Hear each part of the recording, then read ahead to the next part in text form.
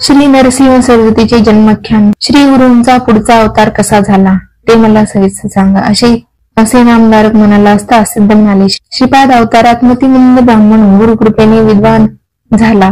श्रीपादांनी त्या मुलाच्या आईला शनी प्रदोषाच्या दिवशी शिवपूजन करण्यास सांगितले. त्यानुसार तिने हे व्रत आयुष्यभर केले. काही दिवसांनी तिला मृत्यू आला. त्यानंतर ती कारंजा गावात लाड कारंजा वाजस्नेय शाखेच्या एका ब्राह्मणाची कन्या म्हणून जन्मास आली. तिच्या आई वडिलांनी तिचे चांगल्या प्रकारे पालन पोषण केले. तिचे नाव अंबाभवानी असे ठेवण्यात आले. ती उपवर झाली असता त्या गावातील शिवभक्त माधव नावाच्या ब्राह्मणाशी तिचा विवाह झाला. अंबा आणि माधव दोघे भगवान शंकराची मोठी भक्ती करत असत. ते दोघेही नित्यनेमाने प्रदोष समयी शिवपूजन करीत असत. शनिवारी आणि त्रयोदशीला विशेष प्रकारे यथासांग शिवपूजा करीत असत. आपल्याला श्री दत्तात्रेयांसारखा पुत्र व्हावा अशी त्यांची इच्छा होती. काही दिवसांनी अंबाभवानीला पुत्र झाला. सर्वांना अतिशय आनंद झाला. अत्यंत तेजस्वी होता. तो जन्माला येताच ओंकाराचा उच्चार करू लागला. ते पाहून लोकांना आश्चर्य वाटले. विद्वान ज्योतिषांनी त्याचे नाव जातक वर्तविले. ज्योतिष म्हणाले, हा अवतारी पुरुष आहे, सर्वांचा गुरु होईल, याच्या शब्दांना मोठी प्रतिष्ठा प्राप्त होईल. हा लोकांच्या इच्छा पुरविणारा चिंतामणी होईल. अष्टसिद्धी नवनिधींचा हा स्वामी त्रैलोक्यात वंदनीय पूजनीय होईल. याच्या केवळ दर्शनाने महापातकी लोक पावन होतील. याचे केवळ स्मरण केले असता दुःख दारिद्र्य नाहीसे होईल. हा इच्छा पूर्ण करील, मात्र हा विवाह करणार नाही. हा संन्यासी होईल. तुम्ही दोघे मोठे भाग्यवान पुण्यवान आहात, म्हणूनच तुम्हाला हा पुत्र लाभला. याचा नीट सांभाळ करा. याच्या इच्छेविरुद्ध जाऊ नका. ब्राह्मण ज्योतिषाने या मुलाला मोठ्या भक्तिभावाने नमस्कार केला. ज्योतिषाने वर्तवलेले ऐकून अंबा आणि माधव यांना अतिशय आनंद झाला. त्यांनी ज्योतिषाला सन्मानपूर्वक वस्त्र अलंकार दिले. माधव ब्राह्मणाचा नवजात पुत्र ओमकार जपतो ही बातमी वाऱ्यासारखी गावावर पसरली.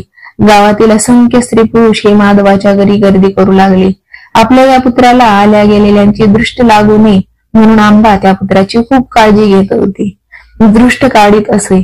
त्याच्या गळ्यात गंडा दोरा बांधत असे.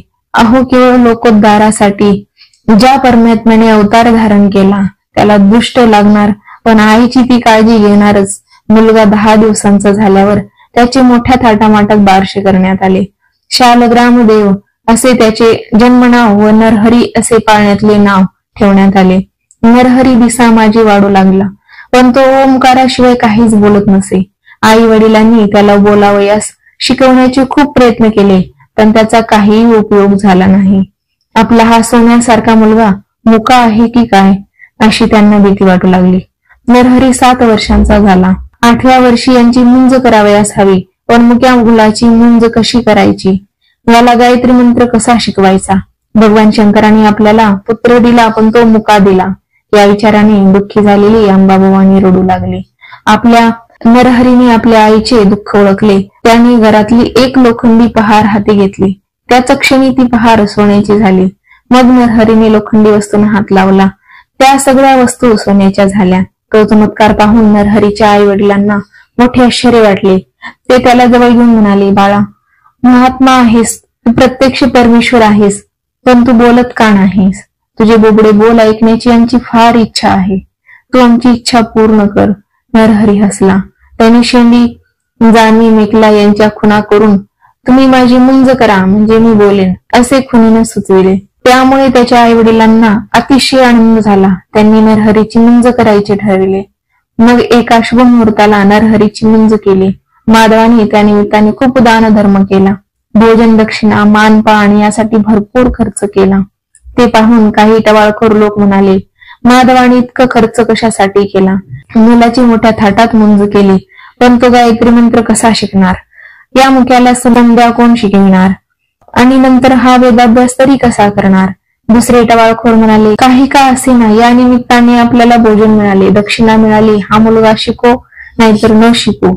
नरहरीची मुंज यथासांग पार पडली. माधवाने नरहरीला गायत्री मंत्राचा उपदेश केला आणि काय आश्चर्य, नरहरीने गायत्री मंत्राचा स्पष्ट उच्चार केला.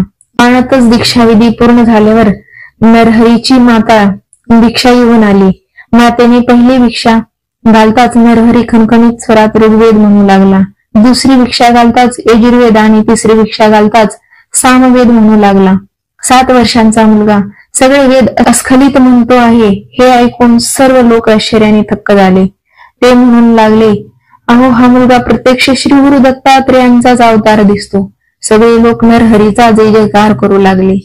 त्याच्या चरणांना वंदन करू लागले. हा मुलगा मनुष्य रूपातील परमेश्वराचा अवतार आहे याची सर्वांना खात्री पटली. आपल्या मुलाचे कौतुक पाहून माधव आणि आंबा आनंदाच्या डोही डुबू लागले. मग नरहरी आपल्या आई वडिलांच्या पाया पडून म्हणाला, मी आता तीर्थयात्रेला जातो. मी संन्यास घेणार आहे. मला परवानगी द्या. मग तो आईला म्हणाला, माते, तू मला भिक्षा मागण्याची आज्ञा केली आहेस. मी आता घरोघरी भिक्षा मागत तीर्थयात्रा करेन. नरहरीचे शब्द ऐकून आंबा रडू लागली. ती म्हणाली, माझी शिवपूजा फळास आली म्हणून तर तुझ्यासारखा तेजस्वी पुत्र मिळाला. तू आमचा सांभाळ करशील अशी आम्हाला आशा होती. आता तू गेलास तर आम्हाला कोण आधार देणार? असे दुःखाने बोलत असतानाच ती बेशुद्ध पडली. नरहरीने तिला सावध केले. तो तिला समजावीत म्हणाला, माते, मला जे कार्य नेमून दिले आहे त्यासाठी मला गृहत्याग करावाच लागेल. पण तुम्ही शोक करू नका. तुम्हाला 4 पुत्र होतील. ते तुमची उत्तम सेवा करतील. माझे बोलणे खोटे ठरणार नाही. असे बोलून त्यांनी वरद हस्त तिच्या मस्तकी ठेवला. त्याच क्षणी तिला पूर्वजन्माचे स्मरण झाले. तिला हेही कळले की आपला नरहरी म्हणजेच श्रीपाद श्रीवल्लभ. नरहरी तिला म्हणाला, माते, मी तुला हे गतजन्मीचे ज्ञान जाणीवपूर्वक दिले आहे. हे गुप्त ठेव. मी संन्यासी आहे. संसारापासून अलिप्त आहे. आता मी तीर्थयात्रा करीत फिरणार आहे. मला निरोप दे. नरहरीने इतके सांगितले तरी सुद्धा आंबा त्याला म्हणाली, नरहरी, आता तू गेलास की मला कधीही दिसणार नाहीस. तुझ्याशिवाय मी जिवंत कशी राहू? इतक्या लहानपणी संन्यास घेण्याची काय आवश्यकता? धर्मशास्त्रानुसार मनुष्याने 4 आश्रम क्रमाक्रमाने आचरावे. ब्रह्मचर्याश्रम वेद पठन करावे. मग गृहस्थाश्रम स्वीकारावा. सर्व इंद्रिय तृप्त करावीत. यज्ञादी कर्मे करावीत. मग तपाचरणास जाऊन शेवटी संन्यास घ्यावा. नरहरी आपल्या आईला म्हणाले, आई, मला आता निरोप दे. तीर्थयात्रेला जावे असा मी निश्चय केला आहे. घरोघरी भिक्षा मागून ब्रह्मचर्याचे पालन करून वेदाभ्यास करावा असा माझा मानस आहे. हे ऐकून आईला फारच दुःख झाले. जेव्हा माझे चिंतन कराल, मला भेटण्याची उत्कंठा वाटेल, तेव्हा मी तुम्हाला मनोवेगाने येऊन भेटेन. असे नरहरीने आश्वासन दिल्यावर त्याच्या आई वडिलांनी त्याला संन्यास दीक्षा घेण्यास मान्यता दिली. नरहरी प्रथम काशी क्षेत्र या ठिकाणी गेले. तेथे त्यांनी अध्ययन केले. कृष्ण सरस्वती यांचा अधिकार जाणून नरहरींनी त्यांच्याकडून दीक्षा घेतली व नंतर नरसिंह सरस्वती या नावाने प्रसिद्ध झाले. श्री गुरु नरसिंह सरस्वतीने दक्षिणेकडील निरनिराळ्या तीर्थांना भेट दिली. नरसोबाची वाडी येथे 12 वर्षे राहून त्यांनी लोकोद्धाराचे प्रचंड कार्य केले.